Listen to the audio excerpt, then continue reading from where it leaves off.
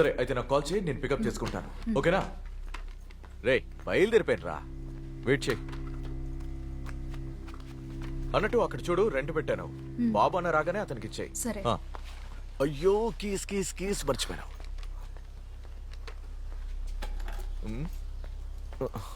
Okay bye bye. Bye.